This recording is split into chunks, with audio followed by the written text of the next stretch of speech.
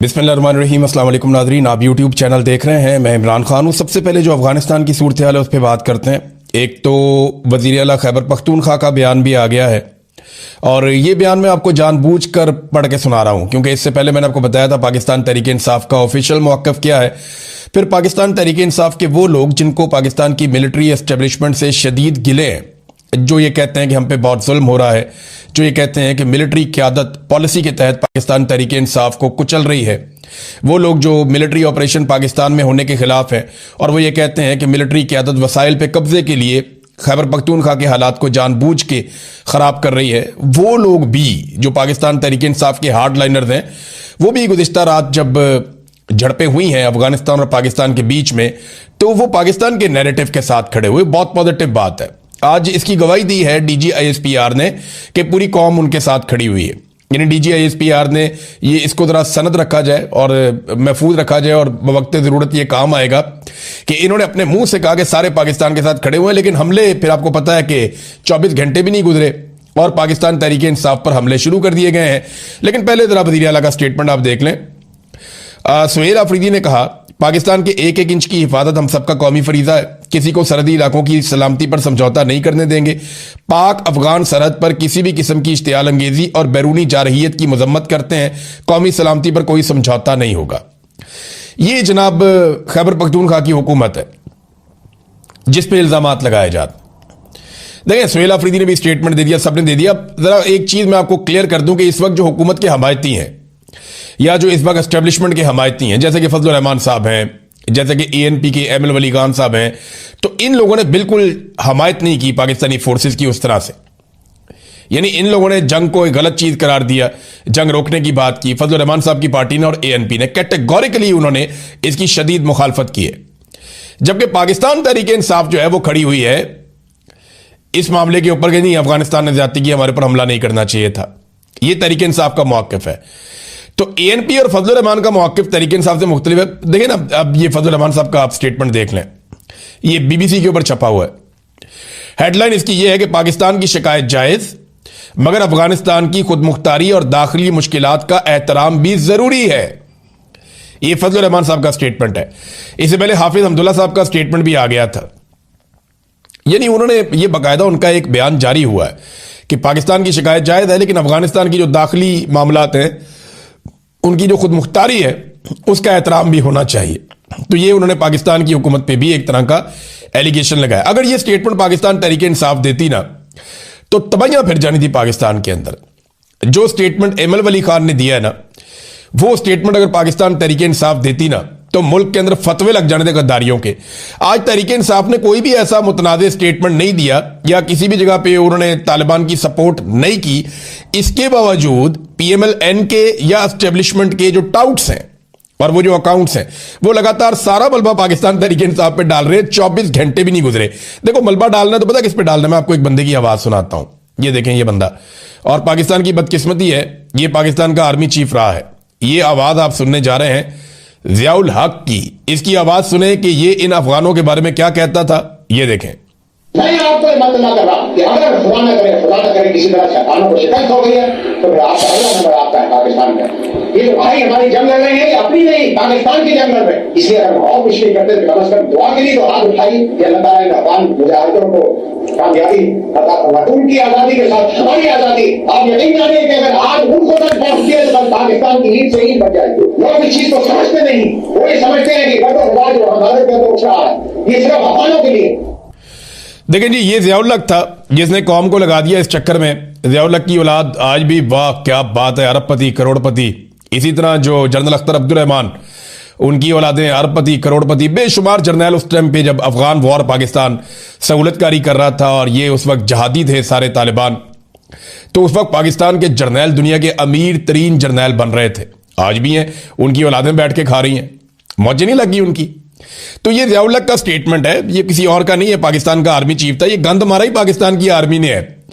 ये जो भी किया इन्होंने किया है। एक जर्नैल आता है, वो कहता है जी ये मुजाहिद हैं, बेहतरीन है, अल्लाह इन्हें सलामत रखे, इनका साथ देना है, पैसे कमा लेता है। दूसरा आता है दुश्मन है, मारो इनको, वो फिर पैसे कमा लेता है। तीसरा आता है, अब ये सारा जो है ना, ये एस्टेब्लिशमेंट की पॉलिसी होती है। लोग बिला वजह जज्बाती हो जाते हैं, सियासी लोग जो हैं वो बयानिया की लड़ाई में लग जाते हैं। अब वो अता तारड़ बेचारा बयानिया बना रहा है। अब इंफॉर्मेशन मिनिस्टर की टीम है, वो पहले सारे बच्चे बुच्चे जो हैं उनकी वीडियोज आई हुई हैं, किसी की गाने की आई हुई है, किसी किसी और हरकत की आई हुई है, और ये बच्चे अता तारड़ के साथ देखे भी गए हैं कुछ वीडियोस के अंदर। अब ये इन्होंने एक मीडिया सेल बनाया हुआ है ना, जिसपे ये ट्रोलिंग करते हैं और ये बयानियां बनाने की लड़ाई लड़ते हैं। तो ये जालसाजी तो अब सारी पॉलिटिकल पार्टीज करती हैं। पाकिस्तान तहरीक इंसाफ के पास एक ऑर्गेनिक सेटअप है बहुत बड़ा, यानी उनकी सपोर्ट बहुत बड़ी है सोशल मीडिया पे। तो क्योंकि देखिए आम जो सोशल मीडिया का सारिफ है वो उसके अंदर एक नाराजगी है, दो वजूहात हैं। ये पाकिस्तान की एस्टेब्लिशमेंट को, मिलिट्री एस्टेब्लिशमेंट को ये बात समझनी पड़ेगी कि आम आदमी का रिस्पांस वैसा क्यों नहीं होता। दो वजूहात है। नंबर एक, ये भारत से आप नहीं लड़े, आप अफगानिस्तान से लड़े, तो यहां पे उस तरह के जज्बात नहीं हो सकते, नंबर एक। और नंबर दो ये है कि मिलिट्री एस्टेब्लिशमेंट से अवाम की एक नाराजगी है कि आपने बड़ी बदतमीजी की है पाकिस्तान में और बड़ी बेहूदगी की है पाकिस्तान में, मारा है पाकिस्तानियों को और ज्यादती की है, सियासत में मुदाखलत की है, और उसके बेशुमार सबूत मौजूद हैं, पूरी दुनिया में आवाजें उठ रही हैं। तो बयानिया की लड़ाई में ये बच्चों ने कोई वीडियो बनवा दिया, अच्छा जी, और ये वो पता नहीं क्या कुछ वो कह रहे हैं, 6-7 बच्चे हैं, वो पूरे पाकिस्तान में मजाक उड़वा दिया और सरकारी सतह पे वो वीडियो बना के उसको जारी भी कर दिया। और इंतहाई थर्ड क्लास किस्म का कंटेंट है, कुछ उसके अंदर नहीं है, वो देख के हंसी आ रही है। किसी नॉर्मल से टिकटॉकर को पकड़ लेते ना और उसे कहते कि हमें कंटेंट बना दो, तो वो इससे कई गुना बेहतर कंटेंट बना देता। ये अभी आप देखेंगे ऑन खोसा का आएगा कोई ना कोई कंटेंट, वो जब भी आएगा तो आप सर पकड़ के बैठ जाएंगे। एक नया आइडिया होगा, अछूता आइडिया होगा, अकेला आदमी बैठकर काम करेगा और वो ऐसा कंटेंट देगा कि आप हंसेंगे भी, आप इंजॉय भी करेंगे और उसमें आपको मैसेज भी मिलेगा। बेशुमार और लोग हैं, बेशुमार और लोग हैं, उनका कंटेंट आएगा, देखिएगा 30 सेकंड में 50 सेकंड में वो काम कर देंगे कि आप हैरान हो जाएंगे। लेकिन ये इस काबिल ही नहीं है। एक तो पढ़े लिखे नहीं है, दूसरा इनको समझ ही नहीं है और ये इनकी फील्ड ही नहीं है। ये जबरान इलियास की मिन्नत कर लें तो उनको कह दें जनाब थोड़ा सा कंटेंट बना दें, तो देखो वो कैसा आपको बनवा देते हैं। लेकिन अता तारड़ के बस की बात नहीं है, ये पाकिस्तान की बदनसीबी है। देखें ना, वो कंटेंट इसमें फारग है, कॉन्सेप्ट बिल्कुल फारग, स्क्रिप्ट बिल्कुल फारग, एक्टिंग थर्ड क्लास किस्म की, फिर पिक्चराइजेशन भी इसकी फारग है, फिर एडिटिंग बिल्कुल ही फारग है उसके अंदर। तो ये एक गांव में बैठा हुआ टिकटॉकर जो है वो इससे बेहतर काम कर लेता है। अब देखें ना, उसको अंदर जो जुमले हैं वो अफगानियों, भाई आप अफगानिस्तान के सारे लोगों को मुखातिब कर रहे हैं। आपका जो नेशनल नैरेटिव है वो ये है कि अफगानी अच्छी कौम है, उन्हें ये हक है कि वो अपने हुक्मरान खुद चुने। अब पाकिस्तान के अंदर पाकिस्तान की मिलिट्री एस्टेब्लिशमेंट ने ये हक नहीं दिया पाकिस्तानियों को कि वो अपने हुक्मरान चुने। इसी तरह अफगानिस्तान के अंदर तालिबान ने वहां की अवाम को हक नहीं दिया कि वो अपने हुक्मरान चुने। तो ये अफगानियों कहकर ना एक नस्ल प्रस्ताना किस्म का स्टेटमेंट उसमें दिया, तंदूर पे रोटियां लगाने वाले, ये क्या चीज है? ये कंटेंट है कोई? डूब मरना चाहिए, अजीबो गरीब किस्म का कंटेंट बना दिया। इससे अच्छा कंटेंट तो वो चाहत फतेह अली खान जो है वो बना देते हैं, बेहतरीन कंटेंट। इससे बेहतर चाहत फतेह अली खान को देखकर लोग एंजॉय कर लेते हैं। अब पीटीआई पे जो है ना ये जंग डालना शुरू कर दी है, 24 घंटे भी नहीं गुजरे अभी लड़ाई को, और कुछ ड्रोन आकर गिरे हैं। इसकी जो डेवलपमेंट है थोड़ी सी आपको बता देता हूँ। डीजीएसपीआर के मुताबिक सैकड़ों दहशतगर्द मारे हैं इन्होंने अफगानिस्तान में, जबकि अफगानिस्तान हुकूमत का मौक़िफ़ बिल्कुल मुख्तलिफ है।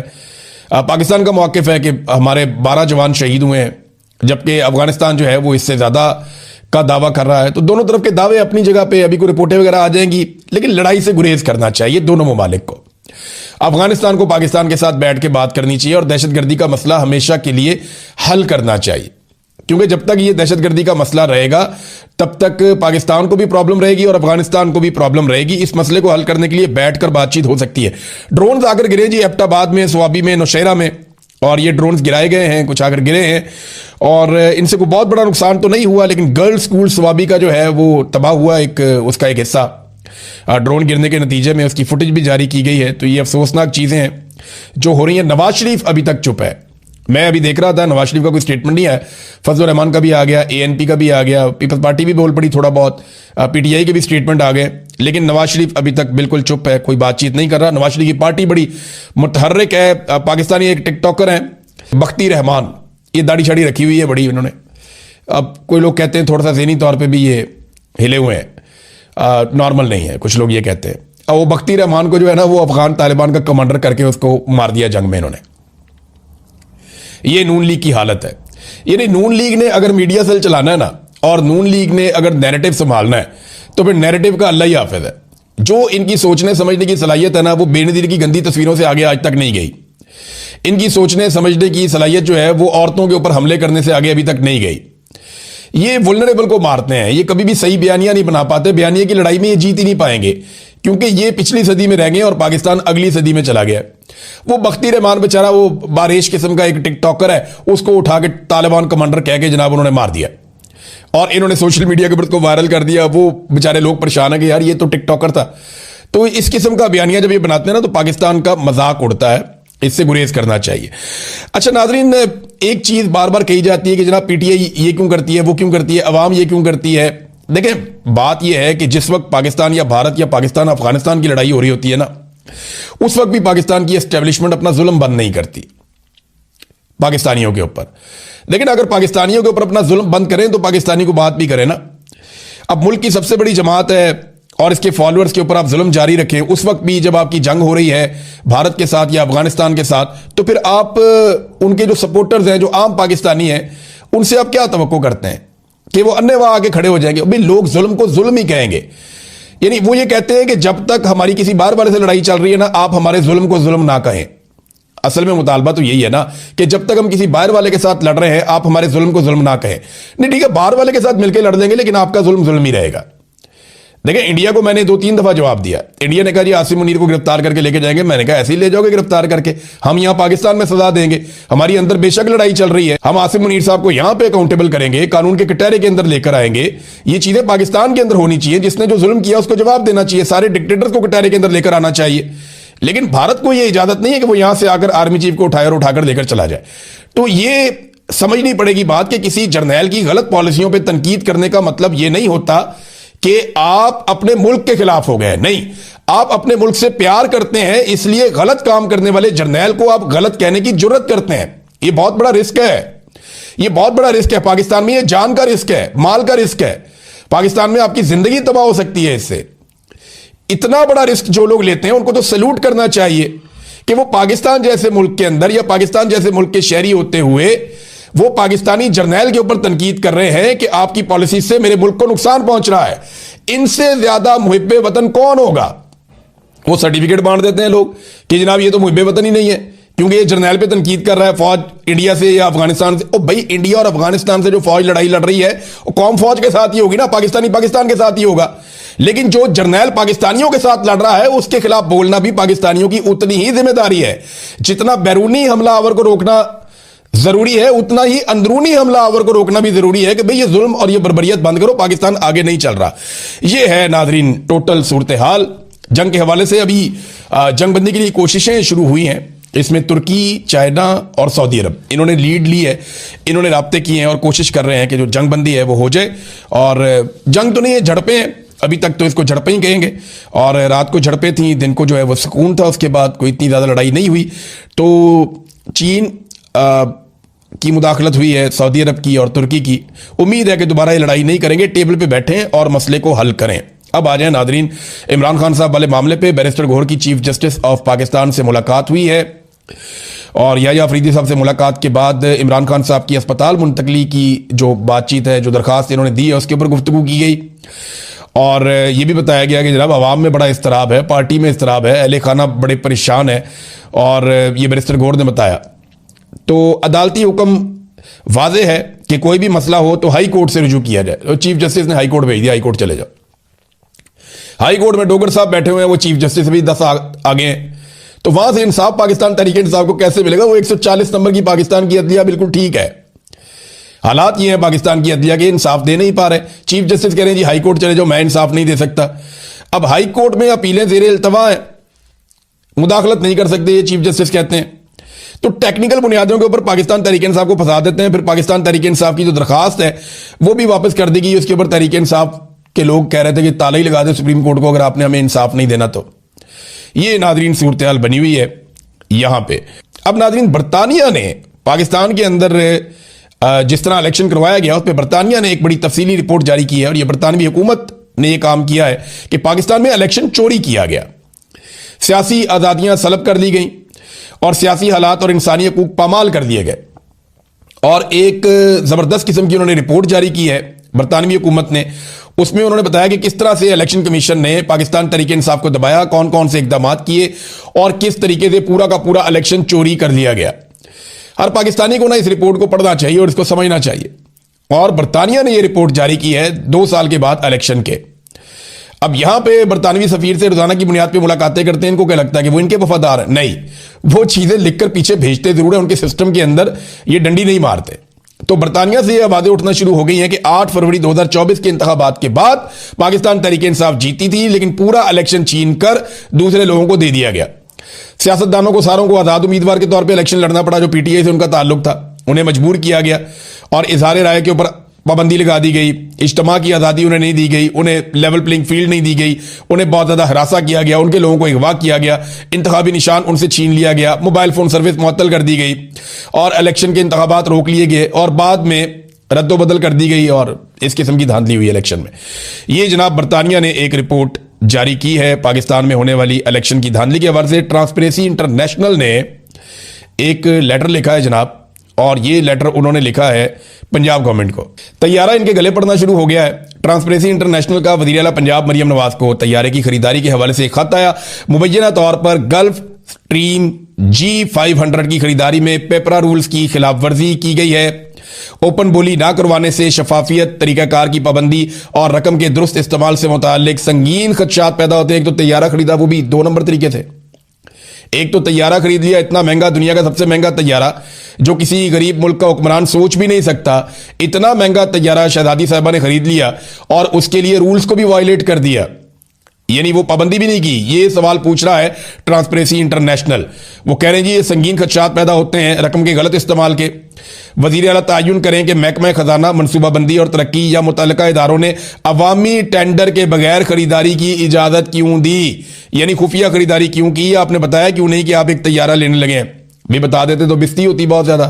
नादरीन, एक इंपॉर्टेंट खबर यह है कि ईमान मजारी और हादी अली चट्ठा साहब का केस जो है वो जज आसिफ खान साहब की अदालत में लगा हुआ था। वो तारीख ही नहीं दे पा रहे। वो कभी एक सहाफी की तरफ देखते हैं, कभी दूसरे की तरफ देखते हैं, कभी वो सोचते हैं केस मैं करूं क्या इसका। वो भाई इतनी तनख्वाह आपको मिल रही है, आपको हाईकोर्ट का जज लगाया हुआ है। थोड़ा अरसा पहले जब आपके बेटे को इंसाफ चाहिए था तो 4 दिन के अंदर आपका बेटा 2 कत्लों के अंदर बरी होकर घर चला गया। यानी इनका बेटा बगैर लाइसेंस के छोटी उम्र के अंदर गाड़ी भगा रहा था, गाड़ी भी गैर कानूनी थी, नॉन कस्टम, और उस गाड़ी के नीचे 2 खवातीन को कुचलकर हलाक कर दिया। 4 दिन के अंदर घर चला गया। कैसा इंसाफ मिला जज आसिफ के बेटे को। और दूसरी तरफ उसी जज की अदालत में केस आता है कि ट्वीट किया हुआ एक मियां बीवी ने, बीवी प्रेग्नेंट है और उन्हें गिरफ्तार किया हुआ 1 महीने से ज्यादा हो गया और वो पड़े हुए हैं जनाब जेल के अंदर। और इस पे जज साहब जो है बगले झांक रहे हैं कि करना क्या है इसका केस का। ये हालात है नाजरीन पाकिस्तान की अदालत की। तो मेरे ख्याल में जज साहब आप वैसा इंसाफ दे दें या उससे आधा ही दे दें जितना इंसाफ आपने अपने बेटे को दिलवाया। जैसा इंसाफ पाकिस्तान में आपके बेटे को मिला है ना, हम चाहते हैं वैसा ही इंसाफ पाकिस्तानियों को मिल जाए। और भी वैसा ना मिल जाए तो थोड़ा सा मिल जाए, उसका 10% भी अगर आप दें ना ईमान मजारी को, तो ईमान मजारी को अपने घर पे होना चाहिए इस वक्त। और वो तारीख लेने के लिए बेचारे वकील जो हैं वो दर बदर फिर रहे हैं कि जनाब हमें तारीख तो दे दें, हमारी तारीख तो लगा दें। ये हालात हो गए हैं और ये पाकिस्तान की एस्टेब्लिशमेंट है ना, वो कहते हैं इनको अंदर करो तो अंदर कर देते हैं, भाई अब बाहर नहीं आना चाहिए तो जज कहते हैं ठीक है जी नहीं आएंगे बाहर।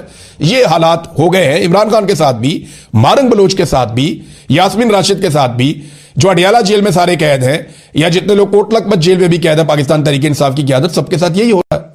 नाज़रीन, आखिर में मैं आपको एक खबर दे दूं कि चीन ने भी अपने शहरियों को कह दिया कि फौरन ईरान से निकल जाए।